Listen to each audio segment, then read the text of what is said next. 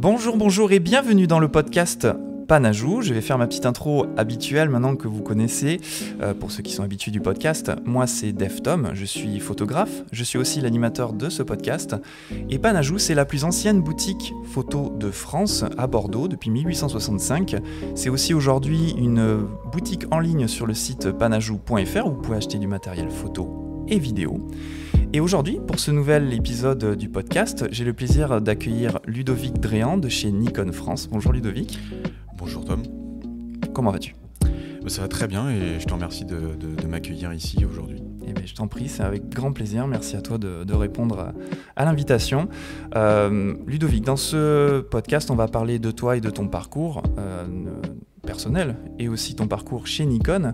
On va aussi parler un petit peu de marché de la photographie. Ça m'intéresse d'avoir ton point de vue chez Nikon. Okay. Bien écoute, on va commencer. Peux-tu te présenter pour les gens qui ne te connaîtraient pas ? Je présente mon parcours personnel aussi, oui, ou oui. Allons-y. Allons-y. Très bien. Donc je m'appelle Ludovic Dréan. Je suis chez Nikon depuis 20 ans, depuis un mois. Et en fait, mon parcours en fait a été personnellement, c'est toujours une histoire autour de l'image. C'est toujours des histoires assez particulières. Moi, en fait, il a commencé pas si tôt que ça. Je n'ai pas fait beaucoup de prises de vue petit avec mes parents. Je regardais, j'observais. Il a plutôt commencé avec une rencontre avec un ami. Et je suis parti dans un club photo, mais vraiment en parallèle de mes études de maths et d'informatique. Tu vois. Donc j'étais vraiment sur le côté nerd de la chose. Mais je me disais à l'époque que voilà, moi ça me plaisait à fond et j'étais dans ce domaine-là. La photographie était à l'époque complètement analogique évidemment, dans les années 90, et donc c'était deux univers qui se croisaient pas du tout à l'époque, et c'était vraiment labo photo, club photo, chimie d'un côté et puis de l'autre les études informatiques et compagnie. Et puis en doc de maths, un jour je vois mon prof d'informatique qui est en train de bosser sur le rendu lumière en simulation de l'éclairage du Louvre, qui n'était à l'époque pas éclairé au niveau des façades. Et j'ai complètement tilté, c'est-à-dire que j'ai vu un rendu d'image que j'ai trouvé absolument incroyable, de simuler de la lumière comme ça, et ça a basculé mon entière existence, on va dire, et je me suis dit, à cette époque-là, je vais en faire mon métier, parce que je trouve ça complètement fascinant, la lumière qui rebondit sur ces murs et qui n'est pas encore existante, et cette simulation sur ordinateur m'a fait, je sais pas comment dire, tilter. Et à partir de là, ça a été une sorte de mission de me dire que fais-je maintenant avec mon parcours, avec mon activité. Donc je suis basculé après de la partie maths informatique à essayer de rentrer à l'école Louis Lumière.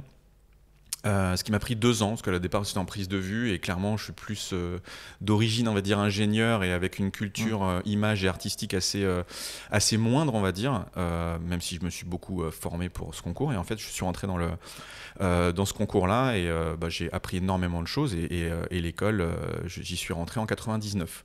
D'accord. L'école Louis Lumière, dans le domaine traitement des images, donc très labo chimique, et juste à l'arrivée, 99, si tu vois, c'est aussi la sortie du D1, qui est une référence chez Nikon. C'est le premier boîtier numérique accessible, on va dire, à moins de 150 000 francs à l'époque, pour un boîtier numérique.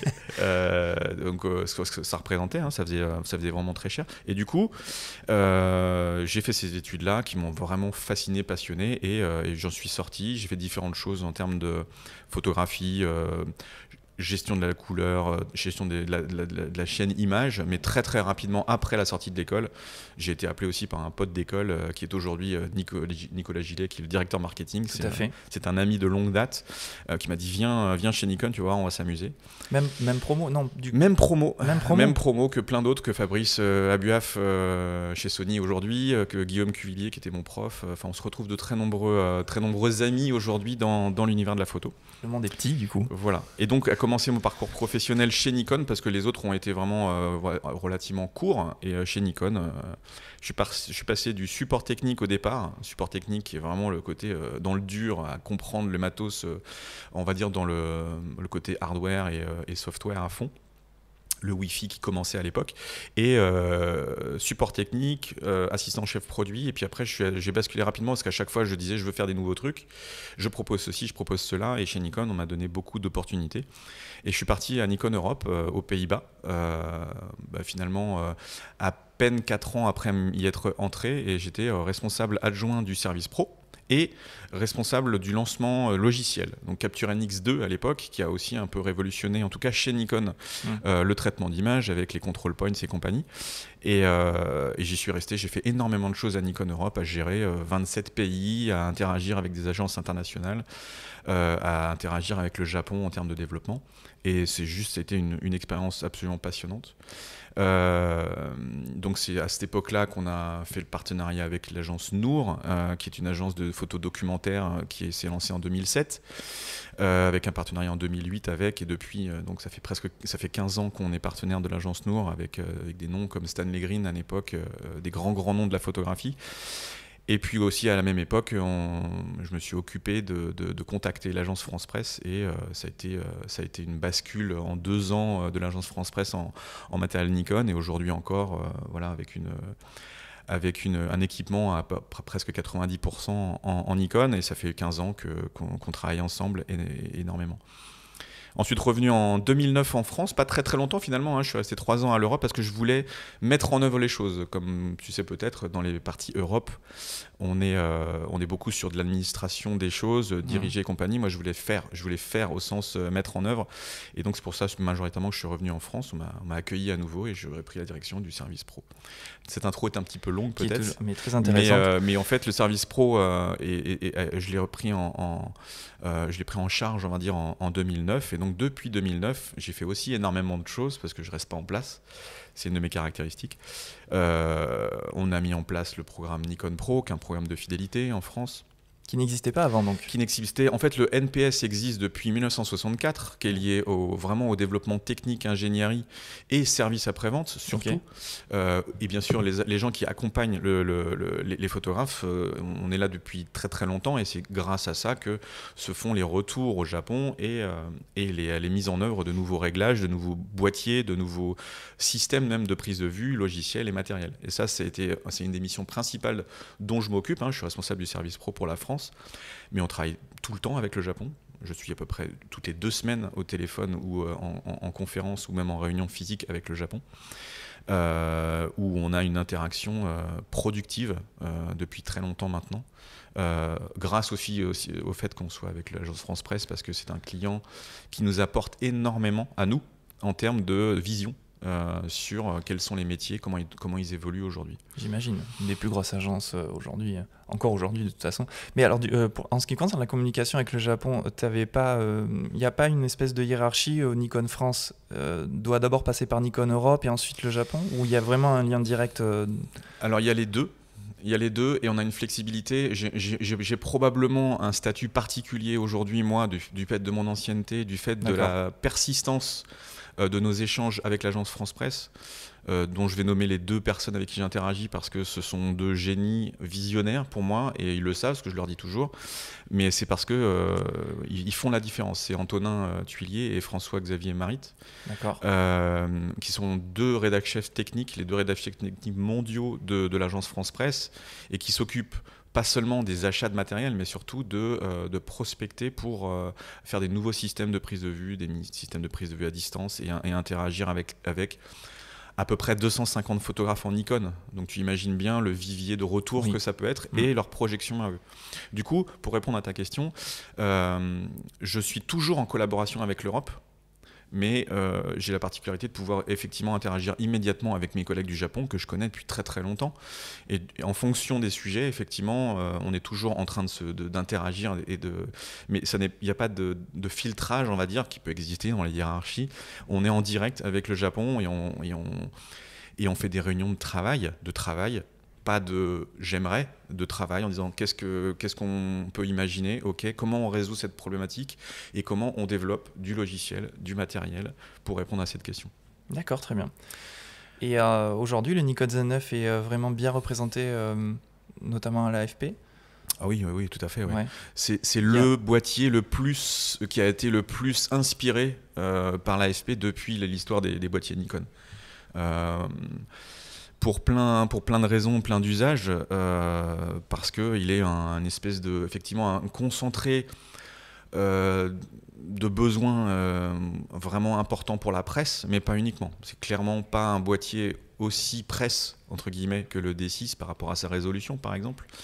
Avec les impacts que ça peut avoir. Ceci dit, pour tout le reste, tout ce qui peut être le cœur de l'activité de ce genre d'agence, en tout cas, c'est la productivité en termes de quantité de résultats positifs, c'est-à-dire tout ce qui peut être net, tout ce qui peut être bien arraché et sur tous les types de sujets qu'ils couvrent, en photo et en vidéo, mais aussi tout ce qui est transmission.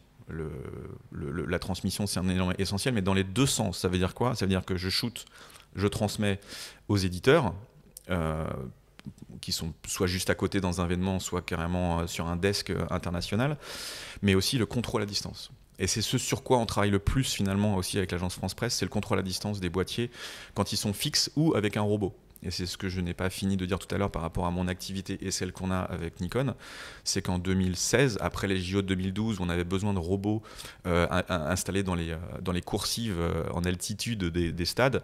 On a commencé à travailler avec une société qui s'appelle MRMC, Mark Robots Motion Control, qui est une société anglaise qui date des années 60 et qui est une référence mondiale dans les robots de motion control, c'est-à-dire ceux qui font des prises de vue en slow-mo pour des pubs, pour des concerts, pour du cinéma surtout.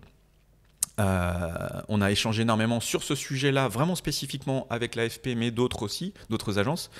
Et ces 4 années de collaboration jusqu'à 2016 ont fait qu'on a acquis cette société, qui est une filiale maintenant de Nikon, et avec laquelle on travaille encore sur le motion control, et ça c'est leur activité, on va dire, presque indépendante, mais tout ce qui est contrôle à distance des boîtiers, avec l'AFP, mais avec d'autres aussi, a fait qu'on a fait un développement complètement unique dans l'histoire de la technique.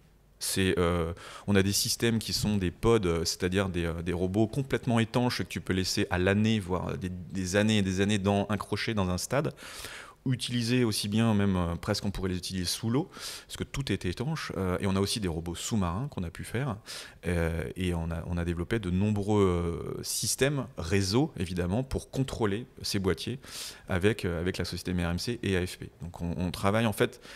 C'est absolument fascinant pour quelqu'un qui a le passé que je t'ai expliqué, c'est-à-dire de l'ingénierie informatique, des maths, et aussi de l'image, c'est-à-dire de la lumière et compagnie. Là, tu as tout le parc de jeux pour faire des images comme un gamer. Parce qu'au final, tout ça, là, pour tout ce que je t'explique, tout ça, ça arrive au final avec une manette de Xbox, un Microsoft Surface et un iPad. Aujourd'hui, c'est ce qu'ils utilisent. Tu as un iPad pour contrôler absolument tous les paramètres de prise de vue et même l'accès réseau et on va dire les transferts de fichiers qui sont faits en instantané avec NXField, application Nikon sur iPad. Et le Surface Pro, c'est pour contrôler les robots, c'est-à-dire carrément paramétrer avec une manette de Xbox des rappels de position, du suivi en temps réel d'un joueur de foot qui est à peu près à 150 mètres éventuellement avec un 200-500 ou même sur certains trucs de tir au biathlon dans les sports d'hiver, dans les Jeux Olympiques d'hiver, au 800 mm avec un D850 pour aller choper éventuellement la balle qui sort du fusil. Tout ça, en fait, c'est devenu un truc de gamer quasiment. Pourquoi ? Un seul truc unique, c'est réussir à choper des images qu'on n'avait jamais faites. Alors, c'est quand même intéressant ce que tu dis, parce que j'ai eu Nicolas Lutio très récemment en invité sur le podcast, et qui me parlait notamment de la transition entre argentique et numérique. Oui. Pour faire bref, ça a mis fin à un métier, le laborantin par exemple, ou même les gens qui faisaient le croisement entre le photographe et le laborantin. Ne reste plus que le photographe. Oui. Et là, avec ce que tu me dis, j'ai l'impression qu'il reste plus qu'un opérateur technique qui peut contrôler plusieurs caméras. Alors, c'est le cas potentiellement. C'est une question qu'on soumet assez fréquemment, c'est normal. Le photographe, c'est un photographe. Le photographe qui est derrière un système comme ça, il va mettre son copyright dessus, et s'il utilise en fait plusieurs boîtiers, c'est le cas par exemple si tu imagines un stade d'athlétisme dans lequel plusieurs photographes vont être autour du stade ou même sur le stade, on va installer 10, 15, 20 boîtiers un peu partout au bout de la ligne des 100 mètres en hauteur, un shoot qui va être systématiquement sur le saut en hauteur, le saut à la perche. Et en fait ce qu'on va chercher à faire, c'est quand tu es photographe et que tu as une mission assignée à faire ces prises de vue-là, tu as ton boîtier, tu as ton angle de vue, tu te dis tiens aujourd'hui je vais me mettre là parce qu'il y a le soleil qui est ici, où il fait pas beau, où il fait beau, et là je fais mes images en tant que photographe. Et en plus, quand j'aurai fait ça, ou quand j'aurai déjà rempli ma mission, ou je vais voir un petit peu comment je me positionne, je vais prendre la main sur un boîtier. Donc grâce à Inkscape, hop, je me paramètre, on dit c'est moi qui contrôle ce boîtier. Je le mets sur mon iPad ou sur mon boîtier directement et j'appuie sur un bouton fonction. Et en plus de ce que je fais, je vais additionner des points de vue. C'est vraiment à ça que sert la prise de vue à distance. C'est ajouter des points de vue, soit auxquels tu n'as pas le droit d'accéder parce que tu n'as pas le droit en termes de sécurité. Généralement, les boîtiers ils sont au-dessus de la foule. Tu n'as pas le droit d'y aller, donc tu es installé 2 semaines à l'avance et tu prends la main à distance et ça doit fonctionner parfaitement. Mais c'est des points de vue complémentaires. Il n'y a aucune aujourd'hui, de mon expérience, il n'y a aucun remplacement de photographe. Aussi bien sous l'eau, tu ne vas pas mettre un photographe sous l'eau dans les piscines olympiques que n'importe où en fait en altitude, parce que en fait ce point de vue-là, parce qu'on a envie en fait en tant que photographe d'ajouter des points de vue qui n'ont jamais été observés. Tout à fait, ça me fait penser tout bêtement à l'arrivée des drones qui ont été accessibles auprès du grand public. Ça a offert un point de vue qu'on n'avait pas jusqu'à présent. Oui, non, mais je comprends très bien. Mais quand tu m'expliquais tout ça, effectivement, je me posais la question du point de vue du photographe. Naturel, bien sûr. Qui là est différent. On peut se dire qu'il est différent puisqu'il est, même s'il est piloté par quelqu'un qui a une volonté de prendre la photo, c'est quand même des systèmes automatiques à distance. Et, oui. Enfin, c'est impressionnant en tout cas. C'est impressionnant et c'est fascinant à utiliser. On peut se dire oui, on joue et on va peut-être remplacer des utilisateurs, enfin des photographes. Mais en fait, c'est exactement pour moi le parallèle. Si je prends un peu de recul par rapport à ça, et d'ailleurs on a souvent eu ce genre de débat ou d'éléments critiques. Tu sais quand les photographes qui étaient excellents dans les années 60, c'est ceux qui arrivaient à faire la mise au point en toutes conditions, en toute situation. Juste la mise au point. Ouais. Alors que les situations sont complexes. Une Formule 1, même un coureur, un oiseau, un élément. Et on s'est dit au moment de l'arrivée d'autofocus que en fait, ça allait être facile. Tout le monde allait faire des images. Ok, le taux de réussite augmente. Ouais. Mais en fait, c'est ça qu'on cherche à faire, nous. C'est le taux de réussite qui augmente. En revanche, le talent, l'approche du sujet, la compréhension du sujet, c'est ce vers quoi un photographe est intéressé d'aller, tout simplement. Parce que sinon, il va passer une quantité considérable de son temps à maîtriser une technique qui ne sera pas accessible à tous. En revanche, il ne passera pas son temps à aller dire « qu'est-ce que je fais comme nouvelle image aujourd'hui ?»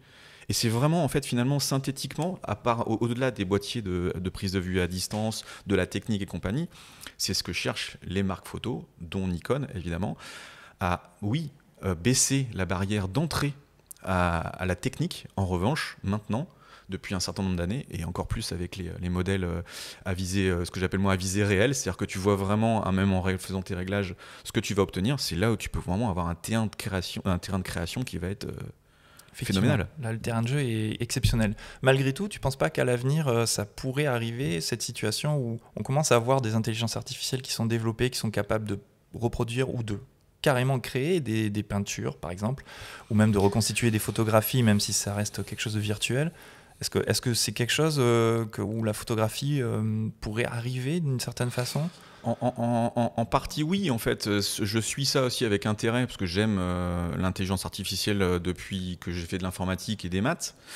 L'intelligence artificielle est un outil de reproduction partielle du cerveau humain pour moi.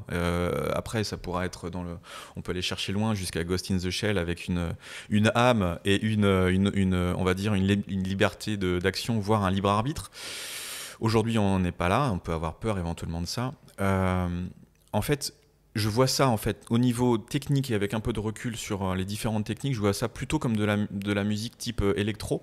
C'est-à-dire que tu peux sampler le réel, le fabriquer quelque chose de complètement nouveau dont tu n'as pas de source à l'origine, c'est-à-dire aller créer des images qu'on n'a pas vues, c'est-à-dire une fois. Parce qu'aujourd'hui, aller chercher dans les bases et fabriquer des images à partir d'un fond, d'un sujet et compagnie, oui, on va pouvoir faire des images d'illustration qu'on n'avait pas déjà vues one shot, qu'on a pu créer et compagnie.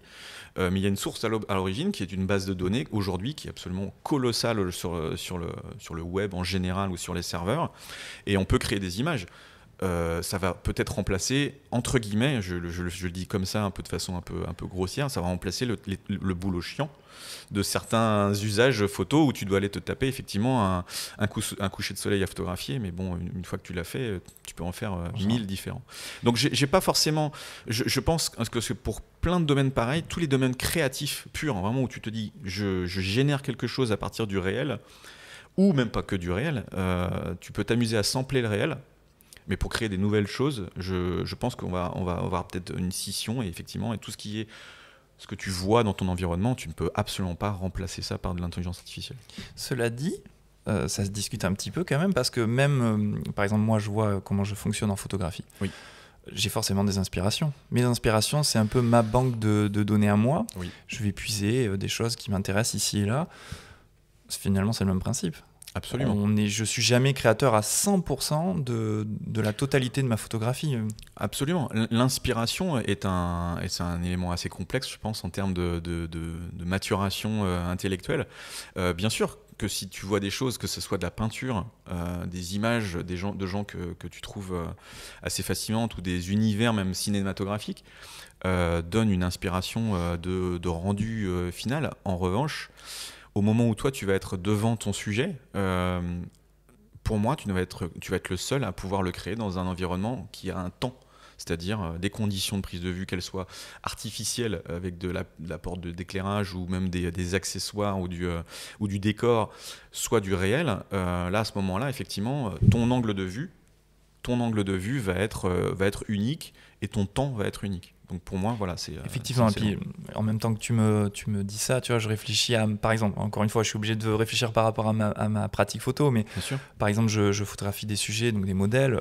C'est pas une intelligence artificielle qui va aller appeler des modèles, ou qui va mettre en place le contexte qui va permettre de faire des photographies. Donc effectivement, on n'en est pas encore exactement à ce niveau-là. Mais c'est intéressant, là, ça m'a fait penser forcément à ce balbutiement qu'on est en train de voir aujourd'hui. On le voit avec la peinture.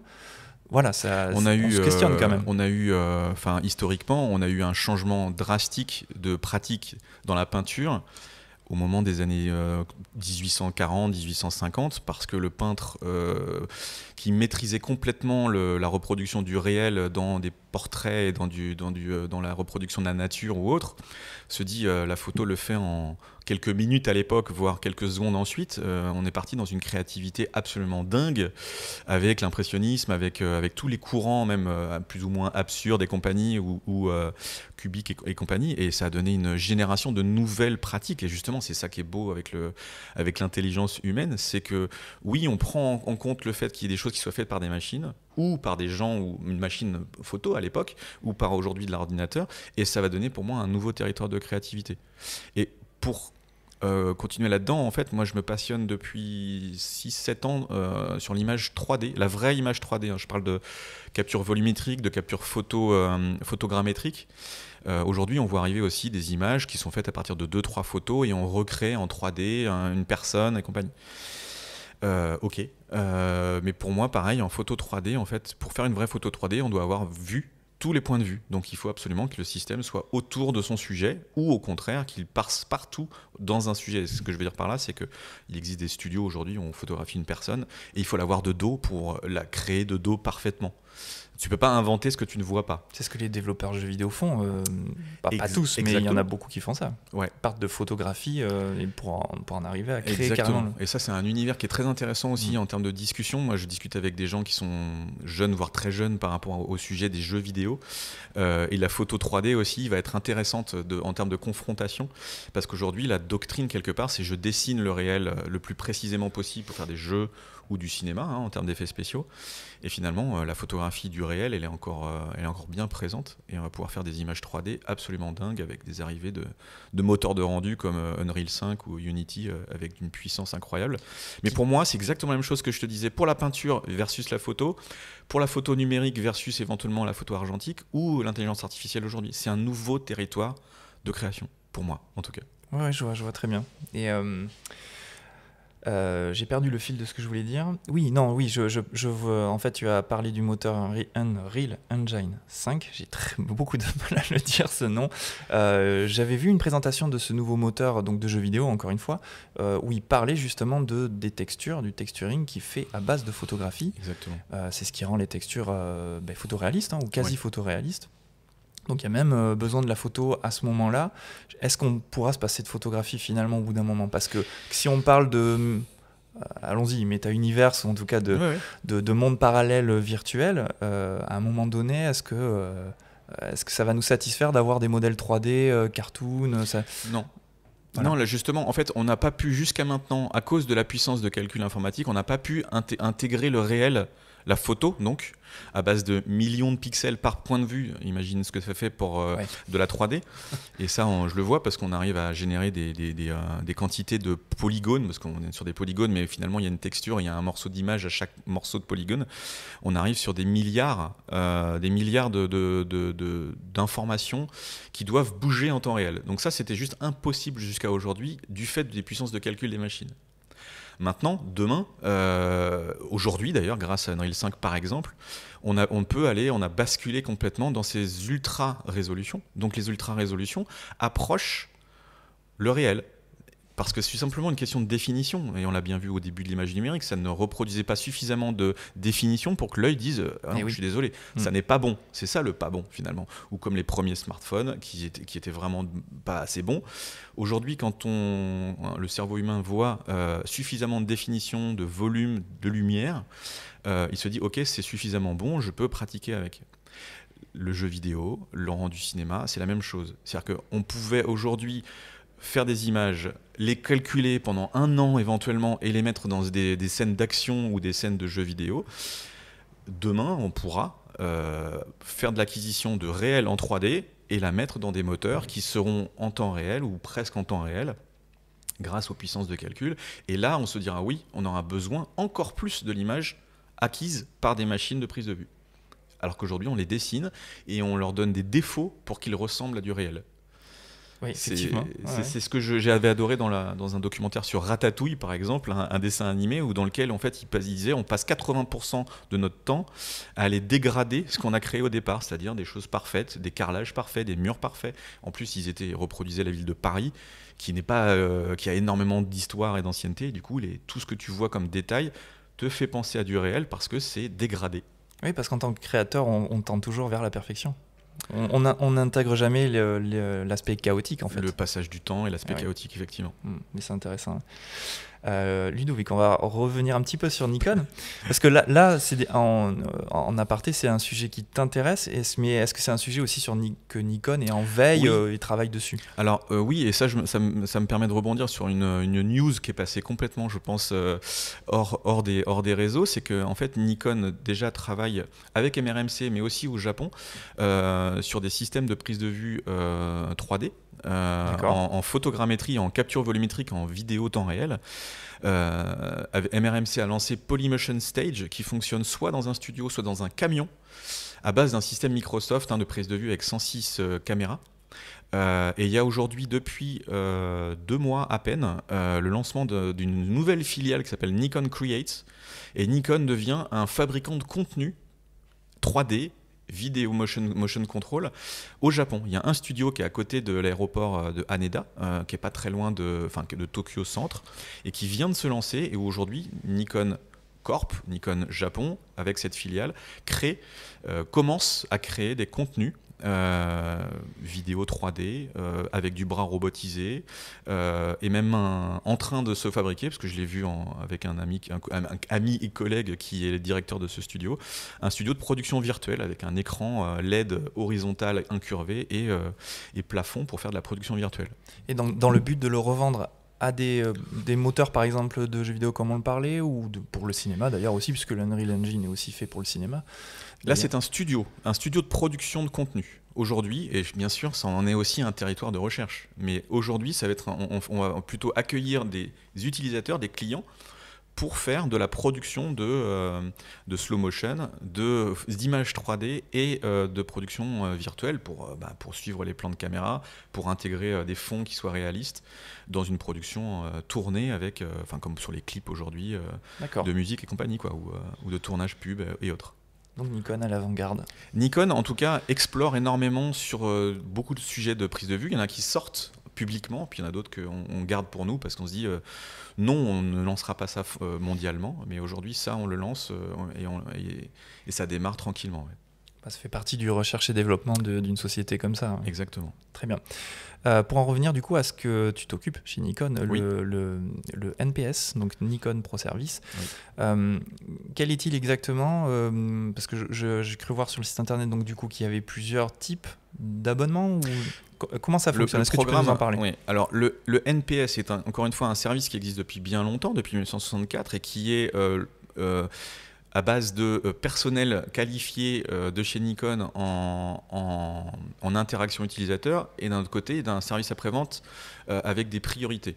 C'était le concept de départ qui était plutôt un programme de service privilégié pour les photographes qui travaillent et qui doivent continuer à travailler. Comme on va dire une Formule 1 qui tourne, on a besoin que le matériel travaille tout le temps et c'est le principe fondateur du NPS. Donc au départ et jusqu'à encore aujourd'hui, notre métier principal, le mien et celui de Roland Serbiel, mon collègue, c'est d'être au contact des utilisateurs pour répondre à des questions d'usage, pour présenter et faire comprendre les nouveaux usages des matériels qu'on sort, qui sont quand même pas forcément très simples, et aussi faire du retour d'ingénierie. Au-delà de la partie du service pro, effectivement, j'ai lancé il y a quelques années maintenant, il y a une petite dizaine d'années, le programme Nikon Pro, qui est à base de 3 niveaux d'accès. C'est accessible à tout photographe, parce que le programme commence par le niveau Nikon Pro Black, qui nécessite un certain nombre de matériel à enregistrer simplement, hein, quand on n'a pas de preuve on va dire, d'accréditation professionnelle à donner. À partir du moment où on déclare son matériel sur notre plateforme, on a accès à un niveau dans lequel on a des bénéfices qui sont plus ou moins variés, on va dire, des invitations, de l'emailing, des présentations privilégiées, voire privées pour les photographes. Et donc là, on n'a pas besoin d'être, même si ça s'appelle Nikon Pro, c'est plutôt tourné autour du matériel pro. Même si on a plein de matériel un peu moins haut de gamme, on peut aussi accéder à ce club quelque part. C'est plutôt une version club pour la partie Nikon Pro Black. Et ensuite, on a 2 niveaux exclusivement réservés aux professionnels. C'est le Nikon Pro Carbone et Titanium. Bon, c'est lié à des matériaux qu'on utilise dans nos matériels. Je vois, ouais. Le titane étant utilisé dans le passé, un peu moins aujourd'hui, on utilise plus le magnésium, mais le titane est une référence.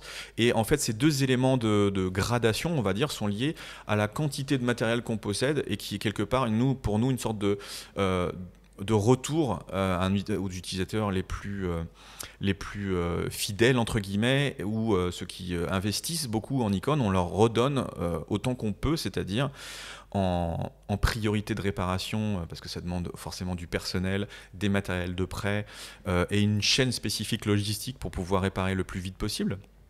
Et ça, c'est pour le Nikon Carbone et Titanium, il y a 2 niveaux, on va dire, de rapidité. Et aujourd'hui, c'est principalement ça. Et demain, on cherche à développer de plus en plus de bénéfices qui sont liés à des nettoyages capteurs, plus de prêts pour essayer du matériel.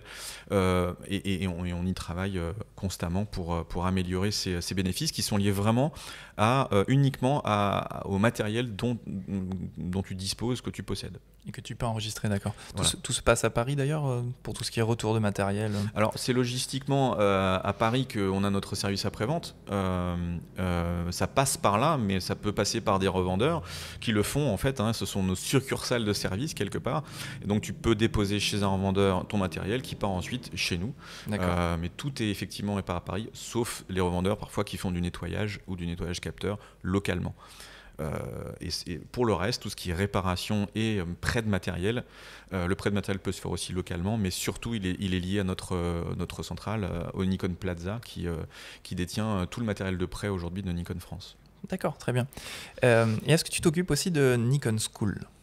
Je ne m'occupe pas personnellement de Nikon School, j'y ai beaucoup participé et on interagit énormément. C'est Thomas Macaire qui est responsable du Nikon Plaza et de la Nikon School qui pilote cette activité.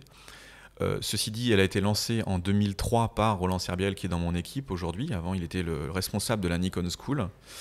Et la Nikon School fonctionne donc depuis bientôt, d'ici quelques mois, depuis 20 ans. De façon continue et forme plusieurs centaines voire milliers de personnes par an. Alors à qui ça en bénéficie justement? Je me pose vraiment la question. Alors il y a énormément un programme qui est d'une grande richesse. Il y a du programme à distance et surtout du programme présentiel. Ça pose une petite problématique, c'est qu'aujourd'hui les pratiques de formation liées aux tutos et compagnie ont beaucoup évolué. Mais le présentiel n'est juste pas remplaçable pour plein de choses, c'est-à-dire vraiment la pratique instantanée de ce qu'on vient d'apprendre. Et elle s'adresse donc à une grande variété de créateurs d'images et même de retoucheurs éventuellement. On a un catalogue qui va de 1 heure de formation à distance pour prendre en main son boîtier et se dire tiens, je vais aller un petit peu comprendre ce qui se passe derrière différents réglages, jusqu'à des formations de 3 jours. Et on avait aussi en tout cas des voyages photos qui peuvent durer jusqu'à plusieurs jours, 5 jours et compagnie. Et dans cette gradation d'offres là, on a la possibilité de pratiquer vraiment son matériel, au sens je veux maîtriser mon matériel et les bases de l'image, parce qu'elles ont jamais changé, mais il faut les appliquer à son matériel. Donc on peut avoir une demi-journée, une journée de formation pour un photographe qui débute, un photographe qui veut aller plus loin, qui sent qu'il a une sorte de blocage en termes de compréhension de ce sur quoi il peut agir au niveau de ses réglages. Ou alors carrément de la pratique où je vais me faire plaisir à aller chercher, explorer un peu plus loin et pratiquer la lumière, pratiquer le flash, pratiquer le studio. Et aussi tout ce qui est post-production, donc développer ces images, les retoucher, les imprimer, toute la chaîne finalement de création du premier pas où on apprend vraiment ce que ça veut dire une ouverture, une vitesse, une balance des blancs, une profondeur de champ, jusqu'à une interaction experte où on va aller vraiment décrocher ou décliquer ces niveaux de pédagogie pour aller chercher plus loin, parce qu'en fait finalement le territoire il est quasiment infini en termes de compréhension et de création.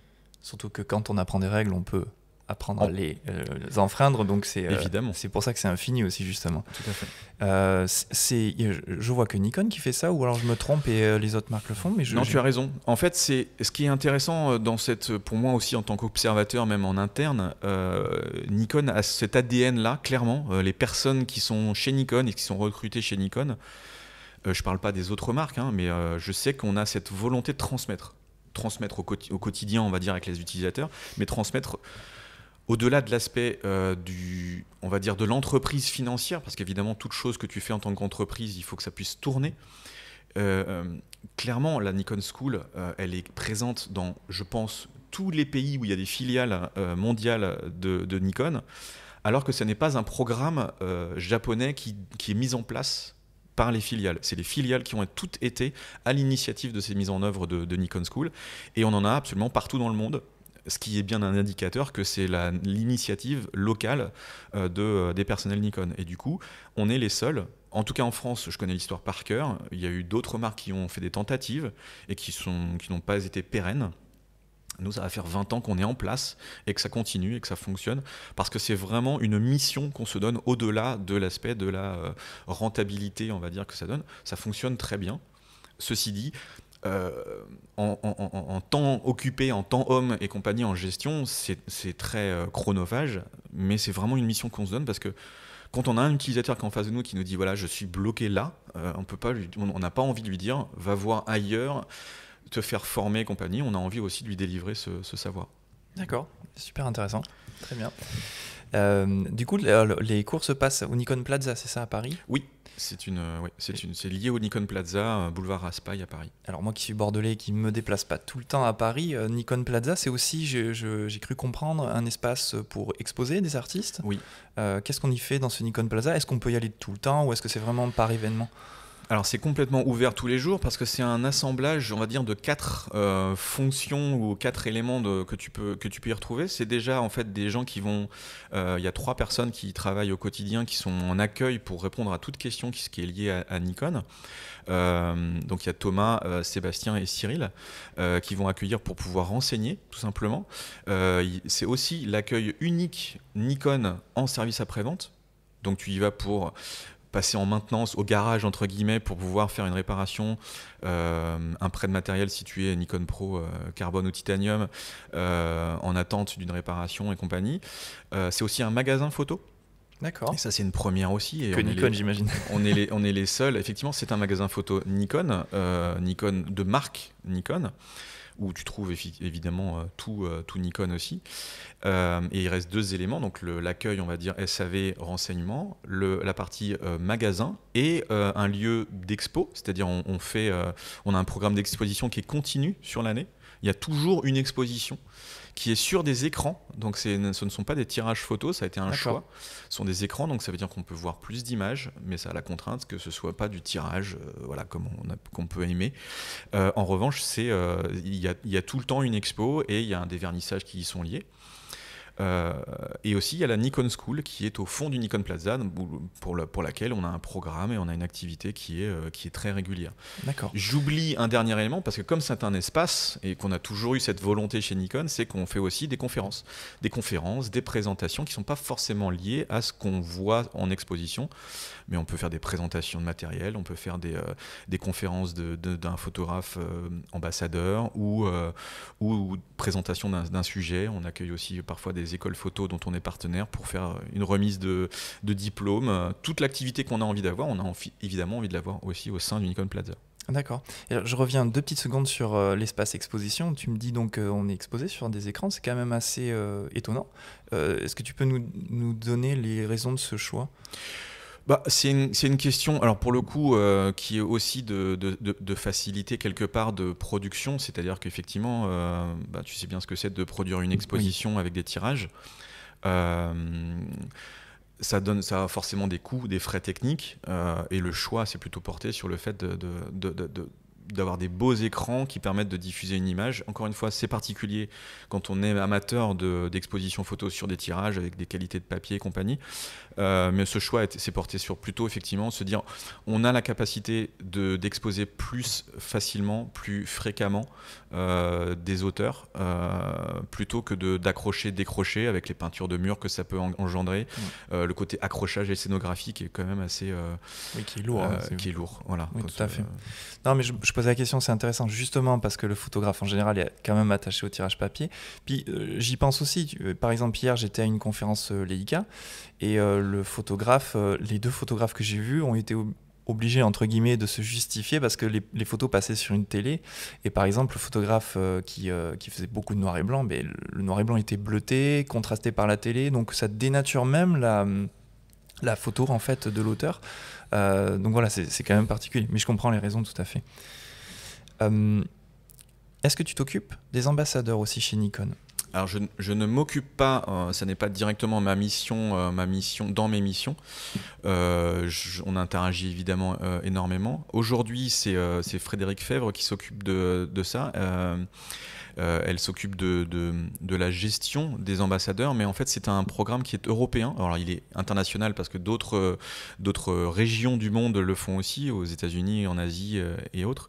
Donc on collabore, en fait c'est l'un des éléments en fait pour lesquels on travaille de façon européenne de toute façon, c'est-à-dire qu'au niveau du choix de nos ambassadeurs, de la soumission de nouveaux profils et de nouveaux talents se fait de façon collégiale. Et donc on choisit en fonction des types de sujets adressés et faits et bien sûr de la pertinence des talents. On fait des choix qui se renouvellent en fonction de la durée du contrat qu'on peut avoir avec chaque créateur. Et donc c'est comme ça que ça fonctionne. Ça fonctionne par des soumissions, des interactions qu'on peut avoir quand on se rencontre, ou des soumissions même nous en voyant des choses, parce qu'on regarde tous les jours et il y a tellement de gens qui font des belles choses que c'est très compliqué évidemment de faire un choix, mais on le fait par aussi Et clairement, en échange, entre guillemets, d'être ambassadeur Nikon, ce qu'on aime aussi, c'est que des gens aient envie de parler de leur pratique, aussi bien purement créative que technique. Et c'est un des critères, quelque part, aussi de choix pour nous, c'est que en fait, les gens puissent exprimer leur création, parce qu'il y a des gens qui sont absolument incroyablement talentueux, mais qui ne souhaitent pas ou qui n'aiment pas partager la façon dont ils font les choses. Et un ambassadeur, comme tu sais, forcément, doit pouvoir exposer, exprimer à sa façon, à lui ou à elle, à la façon dont il travaille. Voilà. D'ailleurs, justement, tu me disais que c'était géré par Nikon Europe, en tout cas pour la France. Donc ça veut dire que ça suppose que les ambassadeurs doivent être anglophones, ou pas forcément? C'est pas forcément un prérequis, parce qu'en fait, le choix des ambassadeurs va se faire de façon collégiale pour avoir une sorte de cohérence globale, mais c'est soumis par les pays. Et c'est le rayon d'action en général va être plutôt dans le pays et dans la langue. Donc ce n'est pas un prérequis, à ma connaissance. Et en revanche, en termes d'activité, c'est bien dans le pays que ça se fait. D'accord. Il y a combien d'ambassadeurs chez Nikon? Alors, de ce que je pense qu'on est à une chaîne en France ou globalement En France déjà, ça. Déjà en France, je n'ai pas le compte exact, mais on est au moins, je pense, à une quinzaine. C'est pas mal. C'est pas mal parce qu'après c'est compliqué de pouvoir aussi nous gérer une logistique d'emploi du temps de présentation, parce que comme tu sais, déjà la partie pandémie nous a limité beaucoup dans nos interactions et nos événements. En revanche, voilà, avoir trop de personnes aussi, ça peut être frustrant pour certains qui pourraient trouver que l'interaction n'est pas suffisante. Oui, je vois, je comprends. Oui. D'accord, très bien. Ludovic, on va passer sur le marché, le sujet du marché. Pardon. Je vais te lire quelques chiffres. Donc, selon une étude par le journal financier japonais Nikkei en 2019, que tu connais peut-être, oui. Les parts de marché mondiales de la photographie étaient réparties ainsi. Donc en 2019, j'arrondis les chiffres, 45% pour Canon, 20% pour Sony et 18% pour Nikon. En sachant que c'est la première année où Sony a piqué la seconde place à Nikon. Alors, évidemment, depuis 2019, il y a dû y avoir des changements. Je n'ai pas trouvé des chiffres plus récents. C'est compliqué d'avoir des chiffres de toute façon. Oui. Comment Nikon perçoit cette attaque du marché de Sony, puisque là, c'est la première fois que Sony vous a pris cette place de seconde place. Comment vous avez perçu ça chez Nikon ? Alors c'est une très bonne question, et c'est vrai que c'est toujours intéressant de voir des marques qui ont des ambitions, voilà, et qui peuvent réussir ou échouer. On s'est rendu compte que si je me permets de faire aussi un recul sur l'histoire récente, qu'à l'époque du réflexe, Sony a aussi eu des ambitions de pouvoir adresser ce marché et n'a pas vraiment réussi en réflexe. Et a eu l'intelligence, je me permets, en tant que Nikon, a eu l'intelligence d'aller sur des nouveaux systèmes qui étaient sans prisme et sans miroir, et a réussi en fait dans cet univers-là à aller imposer un nouveau format. J'ai du mal à les nommer mirrorless parce que j'ai du mal à nommer quelque chose qui parle parce qu'il n'a pas. Mais ces appareils effectivement avec un capteur avec une visée réelle ont très bien fonctionné. Et puis, comme dans l'histoire de la technique et dans l'histoire des entreprises, c'est pas forcément simple quand tu es installé sur un marché de se dire, ça c'est effectivement vers là qu'on va tous tendre, parce qu'en fait, on a une exigence clairement chez Nikon de se dire, si c'est pas satisfaisant pour nous, on n'y va pas. Donc, ça veut dire qu'on perd des opportunités sur des nouveaux secteurs d'activité. Donc il est clair qu'en lançant notre activité d'hybride ou de mirrorless ou d'appareil à visée réelle en 2018 uniquement, Sony a pu s'installer dans ce segment et les parts de marché s'en sont évidemment ressenties parce que cette nouvelle façon de travailler, parce que l'histoire de la technique photo, des appareils photo est quand même liée à la visée. Clairement, depuis le début, depuis la chambre jusqu'à aujourd'hui avec ces appareils-là, et ça fonctionne. C'est-à-dire que même si au départ les viseurs étaient difficiles, pour moi je suis très sensible, il y avait beaucoup de haute lumière qui étaient difficiles à regarder ou de scintillement et compagnie. Aujourd'hui, les viseurs sont vraiment très très bons, voire excellents pour certains.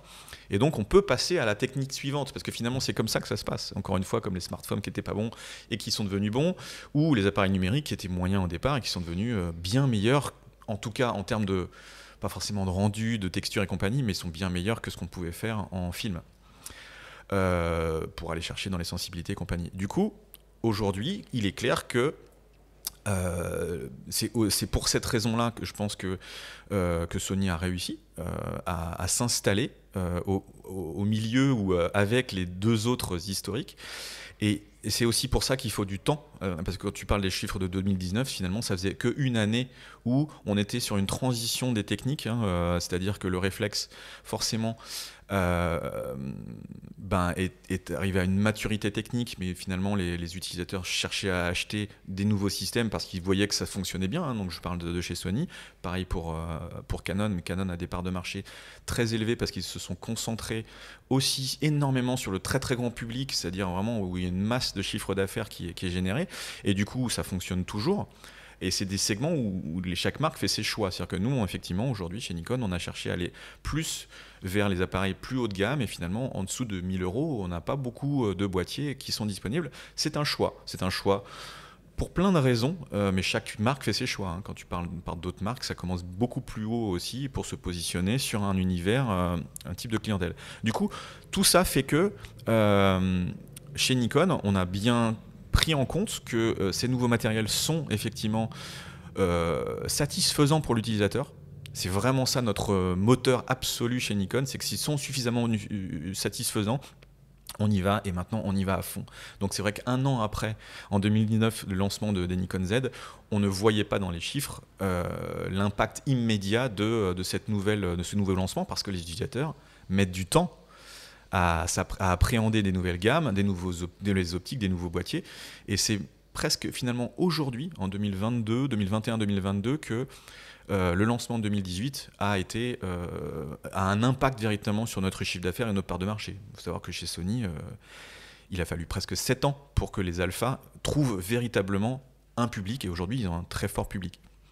Donc il faut toujours du temps, parce qu'en fait on se positionne souvent sur les chiffres d'affaires, sur les parts de marché, mais derrière ça il y a des gens qui prennent des décisions de dire ok, j'y vais. Et là aujourd'hui c'est clairement un raz-de-marée entre guillemets, en tout cas chez nous on le voit, chez Nikon, les Nikon Z ont un accueil exceptionnel, quoi. Je pense aussi, de ma perspective à moi qui est toute limitée, que Sony a réussi à, je pense, attirer un jeune public ou une jeune génération de photographes qui commencent à faire de la photo. Et qui, dans un monde avec les réseaux sociaux, ça t'a pas échappé, où la vidéo a pris de l'importance, oui. L'hybridation, parce que c'est ça aussi qu'on parle, c'est l'hybridation photo-vidéo, des appareils qui sont capables d'avoir une telle polyvalence. Oui.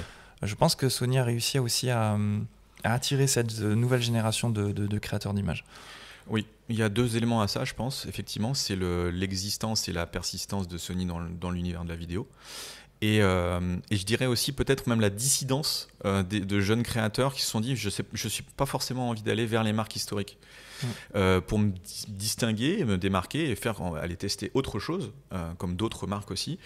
Et c'est le challenge que nous on a eu à affronter entre guillemets, c'est de se dire on doit aussi se renouveler et montrer aux jeunes générations que on est à la pointe de la technique, et je pense qu'on le démontre aujourd'hui. Alors c'est très intéressant ce que tu dis, parce que je ne le cache pas, moi je suis très Nikon, et aujourd'hui j'ai presque l'impression que la dissidence c'est de revenir vers les marques traditionnelles, oui, exactement. Plutôt que d'avoir un Sony, parce que dans mon entourage tout le monde a un Sony. Et j'ai rien contre Sony, évidemment, mais ça a tendance à énerver un petit peu cette... En fait, c'est intéressant vraiment ce que tu dis, en fait, parce qu'il y a un comportement sociétal et social en fait autour des outils qu'on a. On a des communautés de potes, d'utilisateurs et compagnie. Et finalement, on observe assez souvent un comportement, je dirais pas grégaire véritablement, parce qu'on va pas dire je dois faire comme les autres, mais alors dans le domaine de la vidéo, ça je l'ai observé énormément. C'est je prends le même matos que telle ou telle personne, parce que je suis vraiment et je veux faire la même chose. Alors pas uniquement en termes de création, mais juste au niveau de déjà si j'ai un problème, je vais demander des conseils. Si j'ai une optique qui me lâche ou j'ai besoin d'une autre, je vais demander à telle personne. Et donc c'est beaucoup plus communautaire dans la vidéo qu'en photo en général, mais maintenant je pense que justement ce comportement communautaire, il est aussi passé dans la photo. Et finalement, le côté de la dissidence d'origine, maintenant effectivement, on se rend compte que vraiment je me mets dans une position d'observateur et pas uniquement de promoteur de Nikon, parce que je suis vraiment fan de ce que font les ingénieurs de Nikon au fur et à mesure des années. Aujourd'hui, clairement, on fait en vidéo, probablement, même avec le Z9, le meilleur boîtier vidéo qui existe en termes de polyvalence, ne serait-ce que tous les types de fichiers qui sont fournis en termes de format RAW, ProRes, et même jusqu'au H265, H264. On a toute la logique de faire quasiment tous les types de fichiers avec un boîtier qui ne coûte que moins de 6 000 €, alors que des grosses cams en face ne font pas forcément tous ces types de fichiers avec un rendu d'exception, quoi. Donc ça veut dire que c'est plus là que ça se joue en fait.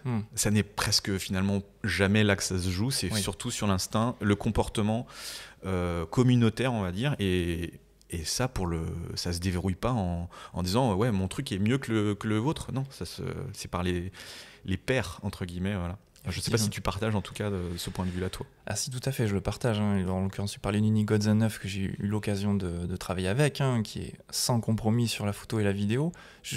Vraiment, je n'avais jamais vu ça sur un boîtier. On a toujours un compromis, que ce soit pour la photo, la vidéo. Et d'ailleurs, on a souvent beau dire tel appareil est plutôt photo plutôt que vidéo, ou l'inverse. Le Nikon Z9, il est imparable là-dessus.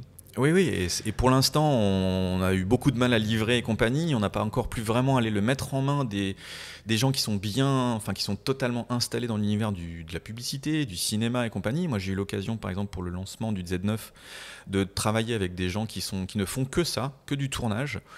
Et ils avaient une réticence au départ à utiliser le Z9 pour tourner. C'est ce qu'on leur demandait, parce que quand tu tournes on va dire un élément de lancement du Z9, tu as bien envie de tourner avec le Z9 aussi. Oui. Et c'était difficile pour eux en disant non, mais ça va pas le faire et compagnie. Et je leur ai montré tranquillement, parce que je sais que c'est pas en forçant la chose, un chef opérateur qui ne fait que du tournage en RAID, avec tous les outils qu'il connaît déjà. Je lui dis vas-y, regarde ce que fait la mise au point, regarde ce que fait le rendu du fichier. Et il a regardé, il n'avait jamais vu un autofocus pareil en vidéo, clairement, en disant ouais, je peux aller taper sur l'écran et je suis mon sujet, ou alors je le laisse suivre tout seul. En même temps qu'avoir un fichier énorme que je peux aller vraiment grader en étalonnage. Et je me suis rendu compte là, sur pièce, que finalement, ouais, ce boîtier-là, en fait, il tient la barre avec presque n'importe quelle caméra de tournage. Alors évidemment, après, il y a le rendu, il y a les optiques ciné, il y a plein de choses. Oui, bien sûr. Mais en tout cas, c'est vraiment incroyable de faire un boîtier de ce prix-là, vraiment, je suis vraiment dans le côté de la liste de ce qu'ils peuvent faire et obtenir autant de résultats satisfaisants en photo et en vidéo, et je partage complètement avec toi. Encore une fois, je connais toute l'histoire des boîtiers Nikon, et là on n'a pas fait un changement, on a fait un saut quantique, quoi, vraiment énorme. Oui, complètement. Il y a juste le mini bémol que j'ai avec le Nikon Z9, alors vraiment mini, tu vas voir, c'est vraiment un mini, c'est le bruit du déclenchement, évidemment, qui est je suis d'accord avec toi. Qui est fictif, c'est un son en fait, mais en fait, je suis tellement attaché au bruit du déclenchement que ça me fait mal d'entendre un tout petit son. Et d'ailleurs, même en travail, puisque je travaille en mode, certaines mannequins sont même dérangées parce qu'elles n'entendent pas assez le bruit du déclenchement. Ça paraît bête comme ça, mais ça leur permet de renouveler leur pose. On l'a découvert ça comme ça, je suis entièrement d'accord avec toi. D'accord. Et je n'aime pas le son du déclenchement. Oui. On a demandé à le changer. Pour l'instant, ça n'est pas fait parce que il faut qu'il y ait un temps particulier, vraiment très très court. Mais j'adorerais qu'on puisse importer en fait un son, même qui soit vraiment selon des caractéristiques hyper précises, avec vraiment un son différent. Et comme tu dis, en pose de mannequin, le son est absolument essentiel. Alors une petite astuce, même si c'est pas génial en termes de flexibilité, si tu branches sur la prise casque un petit haut-parleur, alors de la façon que tu peux, éventuellement avec même des émetteurs HF et compagnie, tu peux mettre sur un haut-parleur ou sur un casque le son de déclenchement. Donc tu peux le faire hyper fort si tu veux, mais il faut un petit fil, quoi, ou un transmetteur. Mais en fait, ça sort bien aussi par la prise casque. Alors vaut mieux être en studio quand même là pour le coup. Ah oui, parce qu'en extérieur, c'est quand même un peu embêtant d'avoir une enceinte JBL à côté du Z9. Évidemment. Très bien. On va quand même revenir un tout petit peu sur le rapport financier de Nikkei, parce que j'ai une dernière question à te poser, qui est là plus générale sur le monde de la photographie. L'étude de Nikkei précise aussi que le marché de la photographie ne cesse de baisser année après année. Un chiffre de vente qui a chuté de 22% en 2019 par rapport à 2018, qui elle-même était en baisse de 22% par rapport à 2017. C'est une tendance assez troublante. Je ne sais pas si ça continue à chuter après 2019. À ton avis, pourquoi le marché de la photographie est en baisse ? Alors, c'est très simplement lié à l'installation, plus que l'arrivée à l'installation des smartphones sur la pratique de prise de vue. On suivait ça dans les années 2007. C'était prévu que le marché commence à baisser en 2008-2009. D'accord. Ça n'a pas du tout été le cas. En fait, ça a continué à monter. Et là, on parle vraiment des chiffres d'affaires du matériel volumique, c'est-à-dire des compacts et des appareils à moins de 500 €, on va dire, qui était le moteur entre 2000 et 2013-2014. Qui n'existe plus aujourd'hui. Qui n'existe plus du tout, quasiment aujourd'hui. Mais c'est le cas en termes de remplacement de technologie. Je veux dire, aujourd'hui, le lecteur MP3 n'existe plus. Oui, remplacé par le smartphone qui a ces fonctions-là. Les investissements qui ont été faits par les marques de smartphones, d'ailleurs, quasiment les marques de smartphones ne communiquent que sur la création d'images. C'est-à-dire qu'ils ne parlent pas de ce qui est quasiment, de ce qu'il y a dans l'ordinateur du smartphone. Ils parlent de la capacité photo. Et du coup, ça fonctionne. C'est-à-dire qu'effectivement, l'impact sur le chiffre d'affaires de toutes les marques photo est lié à l'installation dans la pratique, parce que c'est toujours ça finalement pour moi qui prime, de la prise de vue photo, vidéo et même professionnelle pour certains, de tournage en broadcast et compagnie, de ces machines-là qui ont une immense capacité, c'est de communiquer, c'est de transmettre instantanément en live et compagnie. Et du coup, c'est troublant effectivement. Mais, j'aurais un mais, et c'est peut-être parce que j'ai la position de plutôt dans la partie photo professionnelle ou outils professionnels, finalement, on a descendu en termes de volume d'activité, on est redescendu quelque part, même peut-être un petit peu plus bas, parce qu'à l'époque des années 70-80, et toi tu le sais déjà, parce que tu as un boîtier par exemple, qui n'est pas forcément un boîtier pro en argentique, mais qui est un appareil grand public. Mais qui est un appareil grand public, mais qui garde sa magie, on en fait moins ou pas du tout, en dessous d'un certain prix. Ça, on en faisait à l'époque, mais c'était un petit peu une sorte de fond d'étagère où toute l'activité était vraiment pour encore une fois, satisfaire les besoins des utilisateurs amateurs et professionnels. Aujourd'hui, on va équiper plutôt ceux qui s'engagent et ceux qui investissent, on va dire, un temps quotidien important dans la prise de vue. Et c'est finalement ça, par la nature du marché, incluant les smartphones, sur lequel nous, on a quelque chose à jouer, parce que pour le coup, la différence se fera sur le volume, la capacité de réglage d'un boîtier photo, vidéo par rapport à un smartphone, qui est d'ailleurs cette complexité que ça lui donne, et la capacité de rendu encore aujourd'hui.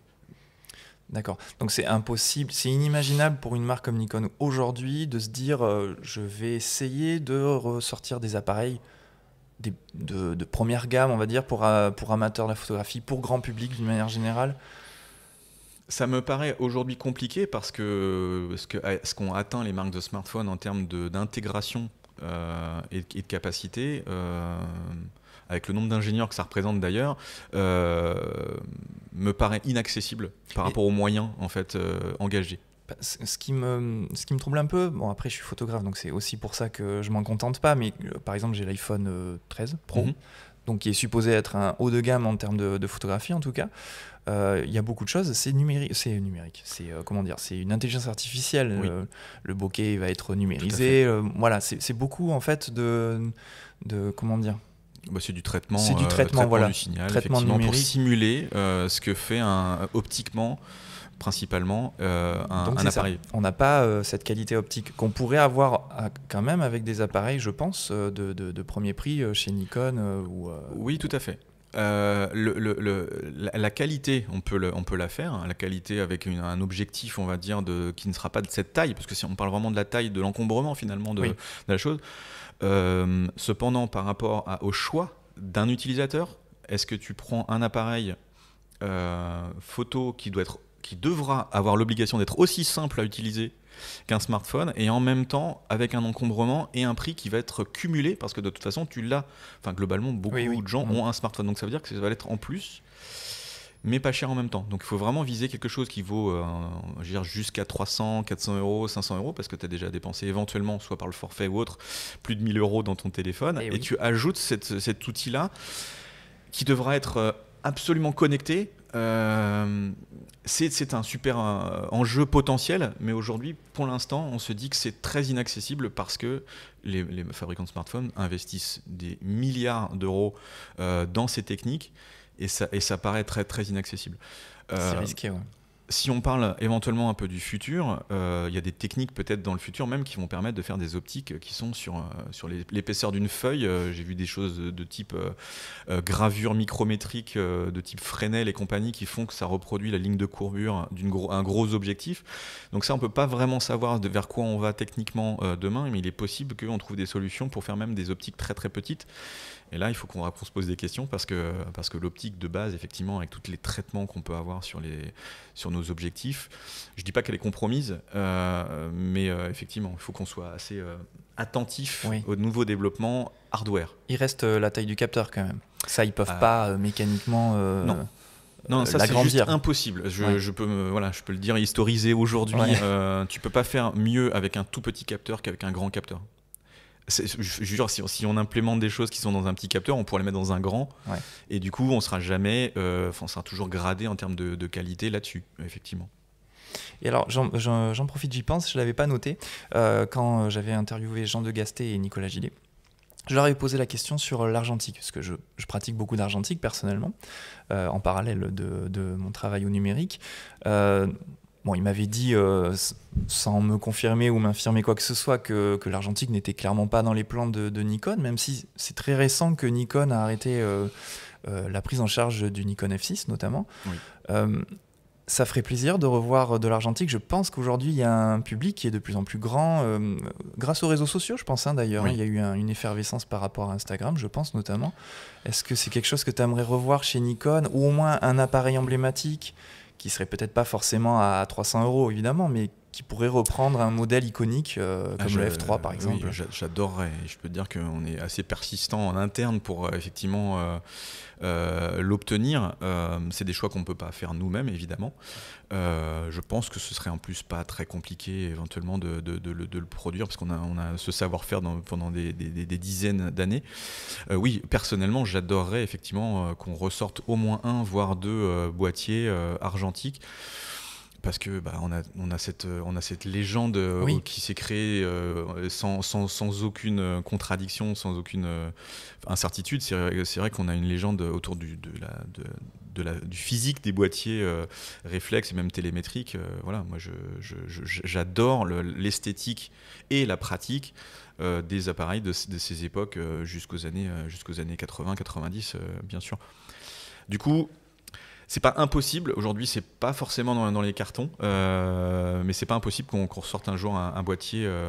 Je dirais qu'il faudrait qu'il soit accessible parce que c'est là où ça se joue aussi. C'est-à-dire que si on fait le plus haut de gamme comme on a fait avec le F6, voilà, c'est moins abordable évidemment. Je pense que pour le haut de gamme, enfin si je puis me permettre, parce que je n'ai pas une vision sur le marché, mais je pense pas qu'un appareil haut de gamme en argentique marcherait aujourd'hui. Non, je suis d'accord. Parce que le haut de gamme, là, il se situe, c'est les professionnels ont besoin de numérique aujourd'hui, puisqu'il y a la production qui demande du numérique. Et on ne tolère plus dans la plupart des univers, sauf dans la partie presque art, on va dire, et le temps de la création ne tolère plus le temps de la chimie, tout simplement. Oui. Et du coup, c'est ça qu'on aime retrouver aussi, ce temps, justement, le temps long, le temps de ne pas savoir ce que tu as fait avant d'avoir le développement du film et après des tirages de lecture et autres. Du coup, c'est pour ça que je pense que ça fonctionne, c'est que c'est extrêmement... ça remémore des choses éventuellement avec les parents ou la famille, et en plus... il y a une magie, quoi. Et ça, pour le coup, personne ne pourra l'enlever. La magie de la révélation dans les bains de chimie, c'est absolument fascinant, quoi. Clairement. Ce qui me fait un tout petit peu peur dans la volonté d'une marque comme Nikon de ressortir éventuellement un appareil argentique, ce qui me fait un petit peu peur, c'est le prix de plus en plus onéreux des pellicules. On est sur un marché qui prend beaucoup d'inflation. Hein. Et en plus de l'hégémonie, quasi-hégémonie de Kodak, qui en profitent ou non, je ne sais pas, mais qui ont sûrement leur raison aussi, mais qui ont sacrément augmenté. On a pris 30% cette année. Ouais, c'est énorme. Hein. C'est lié effectivement à tous les composants de la chaîne. Hein. L'histoire de Kodak, elle est très particulière aussi. Des usines qui ont fermé aussi, donc la production qui est limitée. Et il y a globalement plus qu'une usine qui doit traiter beaucoup de choses. Et je pense qu'effectivement, il y a peut-être une victime du succès, on va dire, de ce que c'est reparti. Après, il y a des nouveaux films, des nouveaux types de films qui ont pu se trouver un petit peu leur place. De ce fait-là, il y a une opportunité qui s'est créée avec différents types de films. Il y a Ilford qui continue aussi sur la partie noir et blanc. Et du coup, c'est intéressant à observer là aujourd'hui. Ceci dit, effectivement, s'il y a un goulot d'étranglement à la sortie, parce que c'est vraiment la sortie, le film et son développement, ça peut éventuellement changer, mais de là à rouvrir des lignes de production, il faudrait encore que le marché s'étende. Et c'est aujourd'hui une très très très belle niche. Mais sinon, il faut le faire soi-même, et là, ça devient un peu plus compliqué. Mais ne serait-ce que dans la fabrication des films, là, pour le coup, on est dépendant de ceux qui savent faire de la gélatine. Oui, effectivement. Et j'ai l'impression que Kodak, c'est un peu le géant au pied d'argile. C'est-à-dire que j'ai l'impression qu'ils sont dans un entre-deux où il y a suffisamment de monde aujourd'hui qui fait de l'argentique pour vendre de la pellicule, mais peut-être pas assez suffisamment pour investir dans de nouvelles usines, par exemple, de fabrication. Donc, c'est assez compliqué en réalité. Mais j'adorerais voir moi aussi. des nouveaux boîtiers. Je partage. Écoute, on a bientôt fini ce podcast. J'ai souvent l'habitude de terminer par ce que j'appelle l'avenir. Qu'est-ce que nous réserve Nikon pour l'avenir, si toutefois tu peux en parler? En général, c'est dans nos contrats de travail. Si on parle beaucoup ou si on parle un peu du futur et qu'on dévoile des choses, on peut ne plus travailler ensuite pour d'autres entreprises. Vois-tu? Oui, d'accord. En revanche, j'ai toujours une prospective, parce que ça m'intéresse personnellement avec mon parcours, comme j'ai pu expliquer, et puis de voir un petit peu ce que Nikon, comment on s'oriente vers la suite. On est clairement aujourd'hui dans une prise de conscience globale dans l'entreprise que le système actuel qu'on a en Nikon Z est l'avenir. Je dirais que l'avenir chez Nikon, et même on l'a présenté dès le lancement en 2018, c'est continuer à faire des machines qui vont, cumuler véritablement les usages photo-vidéo. Quand on a sorti la monture Z, on a dit de façon plus ou moins audible qu'elle était capable, cette monture, d'encaisser facilement, on va dire, elle était dimensionnée pour faire de la 8K à 250 images par seconde, avec tout ce que ça requiert d'intelligence, pour le coup, de calcul, d'acquisition, avec une vitesse de transmission qui fait que tu comprends ce qui se passe de plus en plus dans ton image et que ça impacte sur les réglages.